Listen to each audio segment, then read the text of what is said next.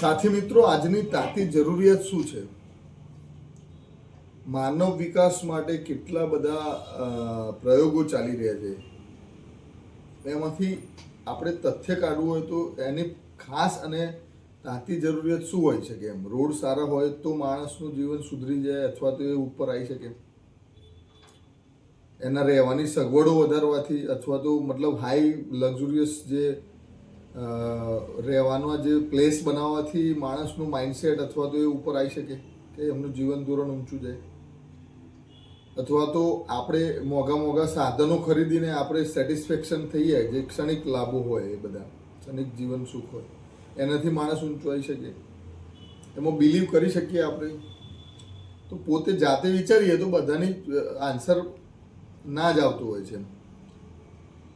જે કંઈ પણ આપણે ભૌતિક ભોગો ભોગવી રહ્યા છીએ, ભૌતિક સુખ અને ભોગ બેમાં બહુ ફરક છે. તો એ જે ભોગવી રહ્યા છે એ બધી જ વસ્તુ જ્યારે આપણે સાયકલ લઈને પહેલી વાર ફરતા હતા એ ખુશીનો આનંદ આજે ફોર વ્હીલમાં પણ મળતો નથી. તો એ ક્ષણિક સુખો છે જે કન્ટિન્યુ રહેતા નથી. તો આજના માનવની તાતી જરૂરિયાત શું હોય છે કે ગૌ વિશ્વમના મતે અમે જે તથ્ય નીકાળી રહ્યા છીએ એમાં બે વસ્તુ આવે છે, એક શુદ્ધ આહાર અને શુદ્ધ વિચાર.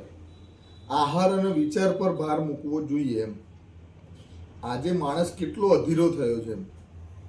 પૈસા કમાવા માટે કોઈ પણ જોડે સ્ટન્ટ ખેલી ગાલે, એના સગા હોય, સંબંધી હોય, કુટુંબી હોય કે પછી કલીગ્સ હોય, એવરીવેર જ્યારે પોતાને લાભ મળતો હોય એટલે સીધું જ પોલિટિક્સ ચાલુ થઈ જાય. ઘરે ઘરે બધા પોલિટિશિયનો છે. એમ જોવા જઈએ તો આમાંથી તથ્ય કાઢીને એક વે ઓફ થિંકિંગ શું છે, આપણું ડેસ્ટિનેશન કયું છે, એમ એ વિચાર્યા વગર કોઈ સાયકલ નહીં, કોઈ ધ્યેય નહીં, એમને જ બસ કોઈને જોઈને આપણે કરવા માંગીએ છીએ, કોઈને બતાવવા માટે કરવું છે, આપણે કોઈનો લેવલ શાના માટે બનાવવા માટે મથીએ છીએ, આપણે પોતાના માટે, કોઈને બતાવવા માટે, તમારા સેલ્ફ સેટિસ્ફેક્શન માટે કે લોકોને બતાવવા માટે.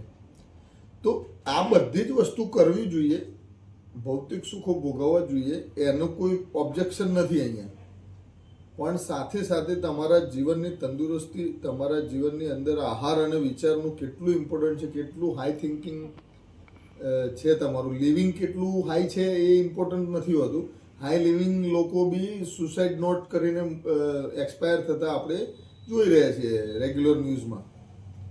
તો એ બી 100% કોઈ ડેસ્ટિનેશન લેવલ મળતું નથી. એમાં સારા ડૉક્ટરોના ન્યૂઝે આવે છે કે આટલા બધા ઓપરેશન કરે પછી એમને સુસાઇડ કરી લીધું, મતલબ મહિનાઓની વેઇટિંગમાં ઊભું રહેવું પડતું હતું, એવા નિદાન ડૉક્ટરો પણ આત્મહત્યા કરી લે છે. તો માણસ ક્યાં ને ક્યાં એની વૃત્તિમાં ક્યાંય ફરક પડ્યો છે, કેટલો ડાઉન થયો છે, થિંકિંગથી મતલબ કેટલો ગભરાય છે વસ્તુઓથી, કેટલો સ્ટ્રોંગ નથી રહ્યો, એ ઇમ્પોર્ટન્ટ છે. ને એ આહાર અને શુદ્ધ વિચાર અને આહાર આપણા આહાર અને વિચાર ઉપરથી જ નક્કી થતું હોય છે. અને એ સુધરશે તો જ આ ચેન્જીસ આવી શકે, બાકી તો એક લેવલ પર આવીને તમે અટકી જઈએ છીએ આપણે. તો આ બધા ચેન્જીસ અને આ બધી અવેરનેસ લાવવા માટેનું કામ ગૌ વિશ્વમની અંદર થઈ રહ્યું છે. અને એનો લાભ લેવા માટે અમારી હંમેશા સ્ટોરની અને અમારા સ્ટાફ મેમ્બરની અમારી ઓલવેઝ મુલાકાત કરતા રહો અને લાભ લેતા રહો.